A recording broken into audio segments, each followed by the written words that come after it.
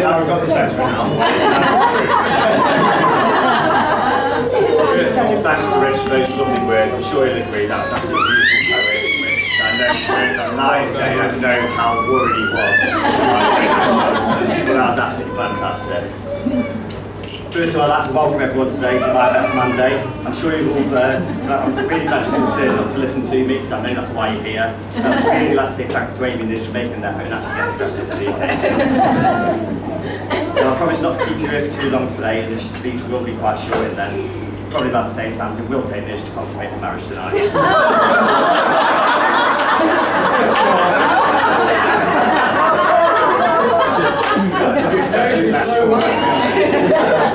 I will make one thing clear though, I know what my place is here today. The best man at a wedding is a little bit like being the dead body at a funeral. Obviously you're expected to be there, but if you speak too much, people will start to freak out and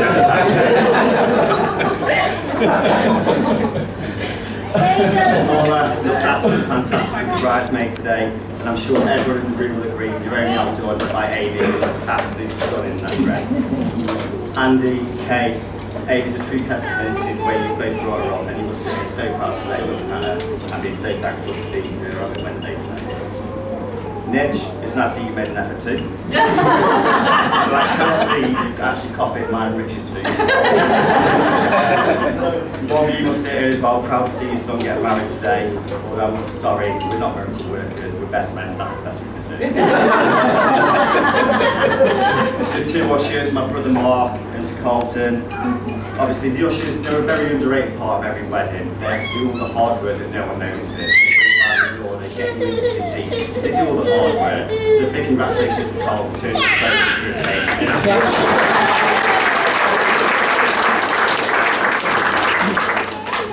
Also a big thank you to the boys who came onto the stag do with us in Cardiff. The lads who are here now, and the lads who will join us for the rest of the evening as well.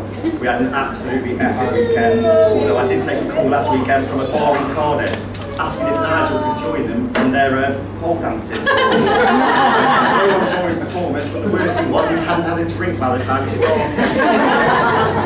Also as well to Adam, not forgetting his spider walk. Photos. And to John as well, who joined us all in the rendition of Wonderwall the Busker in the city centre. There is a lot more stories I'd love to tell you about the stag do, but I can't do that now, but I only really talk when I'm drunk, so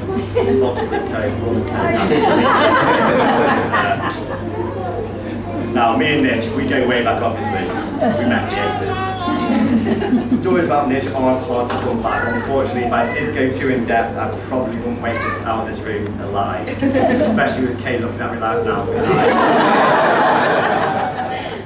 But first of all, let's go back to Nidge's school days. I always used to remember this end of year report. Nigel is showing signs of turning over a new leaf every year. Anyone leaves, the guy learned to make his own tree. His subject reports weren't any better either.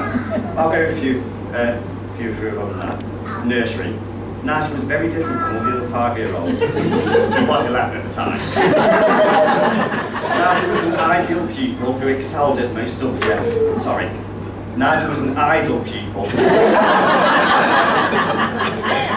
Geography. Nigel was the only person in class who thinks Ellesmere Port is a fine wine. RE. Nigel hasn't quite grasped the understanding of Christianity, so much so that he still believes the Book of Genesis was written by Phil Collins. Now, growing up with Nigel was always full of surprises. Obviously, we fought, we scrapped, we had our ups and downs, but deep down I knew for anything that happened between the two of us, we'd always have each other's back. But one thing that he always knew was that I did wind him up the most. I remember one occasion when I got on Nigel's nerves so much that I had to barricade myself into my bedroom. I sat by the door hoping that eventually he'd run away. In the end I had to climb out the window. A bread knife came flying through the door, by inches. Although that hole in the door did come in handy for Nidge when I started bringing girls back.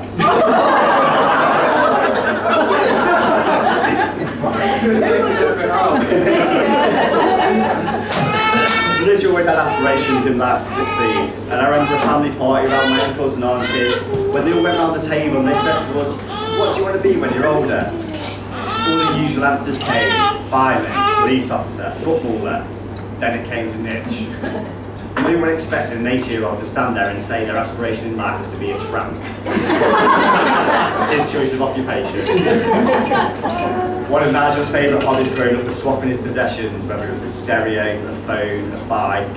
I've seen them all go all through my life. So a big well done to Amy as well to make sure he hasn't exchanged the kids yet for a PlayStation.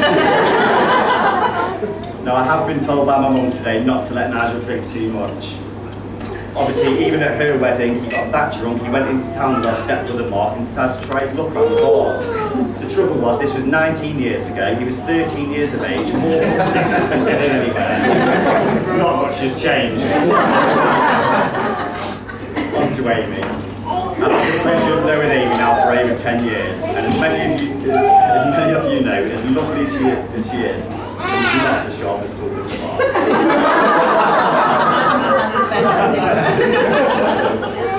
I have many stories that I've been told about Amy today, but there's one certain one that sticks in my mind, and I really find this one, and I know only Amy will probably find this funny in the room. Amy needed a CV doing one day, and being that was my trade, we decided to write a CV. And Amy couldn't remember her GCSE results, so we decided to do a little pop quiz. I asked Amy questions on different subjects, and it was all she had to do was answer the question. The first question we did was history, and I asked her which famous landmark did I share my birthday with. It's 9/11. So imagine my bewilderment when Amy jumps up from the chair shouting, 1066! I don't know 950 years of age.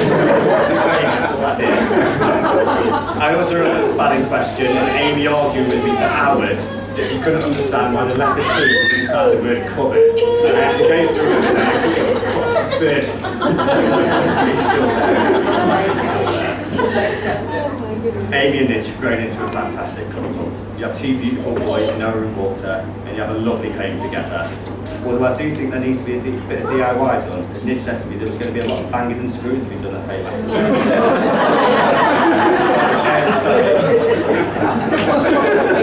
I did have to go onto the internet to find a few pearls of wisdom just to give these to as a couple, to sort of set them on their way.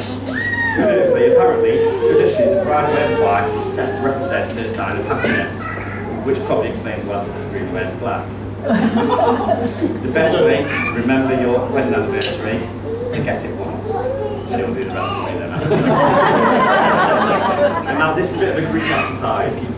I want all the couples in the room to look at each other. Every single couple in the room, have a look at each other. Stare into your eyes.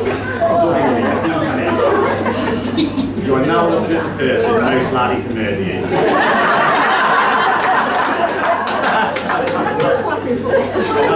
You two as a couple. Amy, men are like fine wine.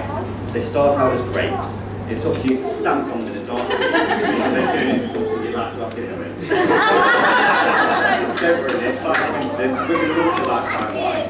They start off fresh, fruity and intoxicating to the night. But through the years they'll become full-blooded and eventually they'll leave you with split belly. Before I go, I want to leave you all now with a quote from Amy on 28. Piglet asks, how do you spell love? To which Pooh replies, you don't spell it, you feel it. Love is the language spoken by everyone, but understood only by the heart. It is a song that never ends. It is not about finding the person you can live with, it's about finding the person you can't live without. My friend, my brother, has now found that person.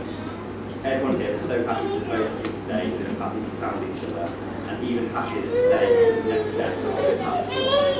On that note, I'd like everyone to join me in raising a glass to wish Amy and Nigel a lifetime of happiness, to love and happiness. Love and happiness.